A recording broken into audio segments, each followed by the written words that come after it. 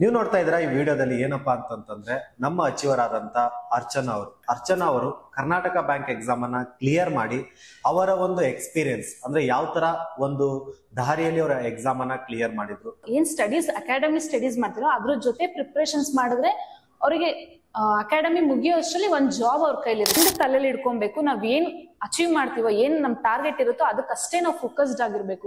ಅವಾಗ ನಾವು ಅಚೀವ್ ಮಾಡಕ್ಕಾಗತ್ತೆ. ಈ ಒಂದು ಟೆಸ್ಟ್ ಗಳಂತ ಇದ್ದಾಗ ಟೆಸ್ಟ್ ಅಂತ ಬಂದಾಗ ಸ್ವಲ್ಪ ನಾವು ತಾಳ್ಮೆ ಅಂತ ಇರ್ಬೇಕು. ಹೌದಾ? ಕಾಂಪಿಟೇಟಿವ್ ಎಕ್ಸಾಮ್ಸ್ ಅಲ್ಲಿ ನಿಮಗೆ ತಾಳ್ಮೆ ಅನ್ನೋದು ಬಹಳ ಮುಖ್ಯ ಆಗುತ್ತೆ. ನೀವ್ ಹೆಂಗೆ ಮಾಕ್ ಟೆಸ್ಟ್ ಗಳನ್ನ ತೆಗೆದುಕೊಂಡು ಹೋಗ್ತಿರಲ್ಲ ಅದು ನಿಮಗೆ ಏನ್ ಮಾಡುತ್ತೆ, ಕಂಪ್ಲೀಟ್ ಆಗಿ ಅದೊಂದು ಈ ಎಕ್ಸಾಮ್ ನ ಕ್ಲಿಯರ್ ಮಾಡಕ್ ಒಂದು ದಾರಿಯನ್ನು ತೋರಿಸ್ಕೊಡುತ್ತೆ.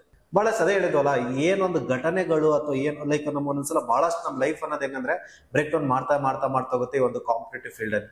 ಅವಾಗ ನಾವ್ ಏನ್ ಮಾಡ್ಬೇಕು, ಮೇನ್ ಆಗಿ ನಮ್ಮಲ್ಲ ಒಂದು ಏನಪ್ಪಾ ಅಂದ್ರೆ ಮನಸ್ಥಿತಿ ಬಹಳ ಗಟ್ಟಿಯಾಗಿರ್ಬೇಕು.